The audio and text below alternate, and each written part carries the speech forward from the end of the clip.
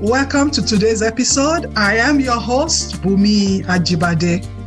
And in today's episode, we'll take a look at how thinking can speed up your business growth and overthinking can slow it down.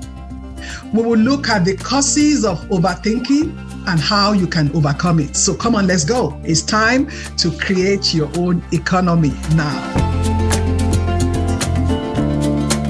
Welcome to Create Your Own Economy podcast, the weekly podcast that equips you with the know-hows, the strategies, tools, and resources to create your own economy, grow your business, and live the life you desire. If you have not done so, hit the subscribe button so you will never miss an episode. So when you think about planning, thinking about your business, executing your plans, that would definitely position your business for growth. On the other hand, when you overthink, when you overanalyze or overplan, those things would definitely slow down the progress of your business. And if you are not careful, overthinking, when you take it too far, can actually lead to business failure. Now, what is overthinking? Overthinking is when you think about something too much or for far too long. No one is saying don't plan, don't think, but when there's no action and all you do is think and there's no action, that is dangerous for the growth of your business. And overthinking and overanalyzing can lead to procrastination. And procrastination can surely make you feel like you are failing in your business. And the reason is you are not getting things done. And as an entrepreneur that is passionate about his or her business, and you always have the strong desire to really succeed. But when you are at the crossroad of overthinking, when you are at a point you are thinking of how to or maybe solve a problem, at that point, your emotions are so high. And when emotions are high, you know what? Logic is always low. Emotions are high, logic is low.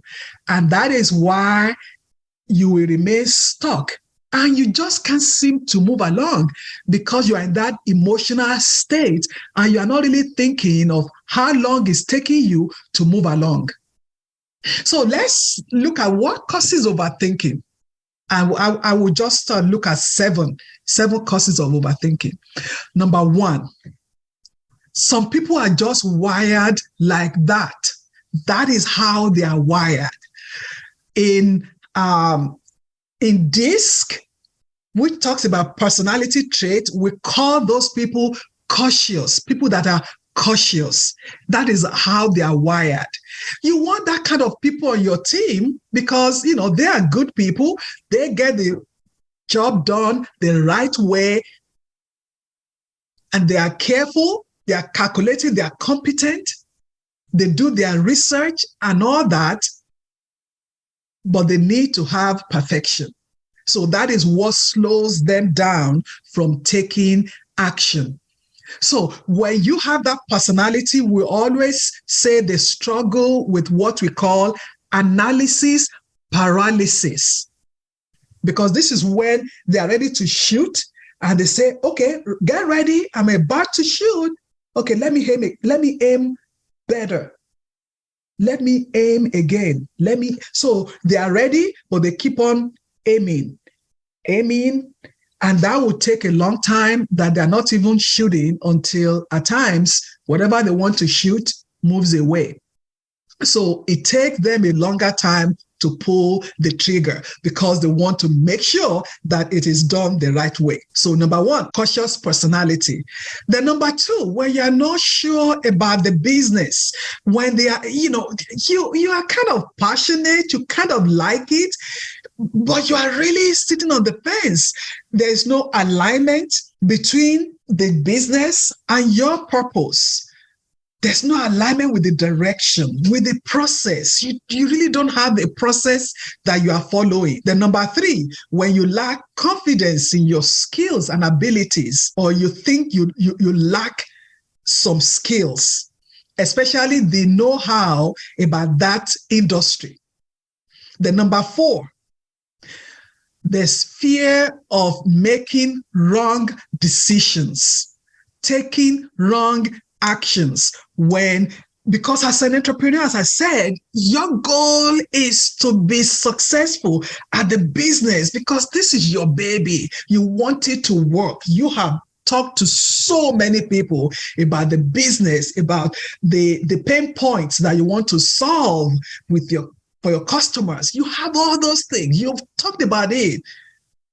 And then the fear of making the wrong decision at times will make you not to take action. Then number 5, the need to be perfect. Perfection. I have to. Number 1, number 2. And I'm not saying you should be irresponsible in your actions, but again, I know it's your baby and you want it to be perfect. But the thing is, if you don't allow yourself to practice, right? How do you know what you need to adjust to make it better? There will be some times that you fail at something, but it is not actually failing. You are learning.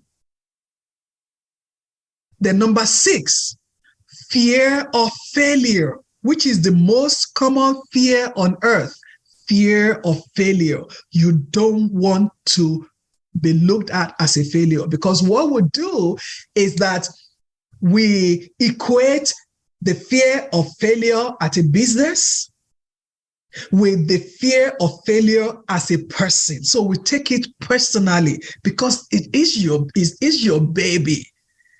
And so we have fear of failure or fear of success. That's number 6. Fear of failure or of success. I tell you, some people are afraid of being successful. It's like, how do I do? What if I have more customers that I can handle? You know what? When we get to that, we will cross it. And then number 7 of the 7 causes that we're talking about of overthinking is wanting to control the process alone. You want to do it alone. And, quite right, because you have the purpose, you have the vision and all that, so you want to do it alone. I tell you, at times, or most times, you need other people. So, but you need to also know who do you need to bring in that can support you so that you are not stuck on just one thing, you can move on. It might be your accountability partner. It can be a mentor. It can be a coach. Now, how then do we overcome overthinking? How do you overcome overanalyzing? How do you overcome overplanning? Because when you are at that spot, you need to make a decision right there. So what do you do? So when you get to that point and you need to make a decision, follow these 4 steps. Number 1, identify the end result. The end result that will fit into the success you are working towards. What is the end result of that thing that you are doing, that thing that is getting you stuck? What is the end result? And how does that fit into the success that you are working towards in your business? Identify the end result. Number 2, give yourself a deadline so that you will have enough time to aim and think about how, when do you have enough time. Give yourself a deadline. Then number 3, gather relevant information. Reach out to, do your research, different things that will make the decision process easier for you. Gather the information. Don't just pull off the answer from your heart. Make informed decision. Whether you are going to talk to somebody who is in that industry, or you want to reach out to your mentor, you want to reach out to your coach and ask to be coached through that process. That is very important. And number 4, pull the trigger. Make the decision. Go ahead and do it. Because how would you know it will work? How would you know you're on track if you have not started? Or if you're not even able to take any decision? Don't let the fear of failure, the fear of perfection, don't let that paralyze you. Because I have not seen a successful person who has not had to adjust their goals or scratch some things off completely, or even begin again from the start. All of us, I've had to begin again. I've had to let go of an idea that this idea, I was fixated on the idea. I was waiting for the right time to, and you know what happens by that time when I then decide to pull the trigger? It was too late. I missed that opportunity, that window of opportunity. I missed it. And you know what? I didn't kill myself. You know what? I didn't beat myself up. I said, I learned from it that if I have an idea that I know it will work, I have some mentors. I have my coach. I have other friends in the industry that I run things by so that they can help me with clarity. As I round up, call to action. I want you to pick one thing out of the many ideas you are thinking about. You have been thinking about, I want to do this. Is it okay for me to do that? How does that? Just pick one and do it today. And what would that thing be? Come on, write it down. Write it down and act on it. And remember, you need to have a mindset change or shift different from the mindset that created the problem in the first case. So the mindset you had that created the problem, you need to shift your mindset from that and move on to something positive that will help you in your business. As I round up, remember, the more you overthink, the more confused you will be. The more you overthink, the more confused you will be. I hope you enjoyed this episode. The best gift you can give me is by sharing this podcast with your friends, your family, and reviewing it, which will help this podcast to grow organically. If you want to create your own economy and live the life that you deserve, join my next workshop or schedule time with me. My purpose may as well be to help you on your journey. Visit clarogr.com/workshop. See you again next week.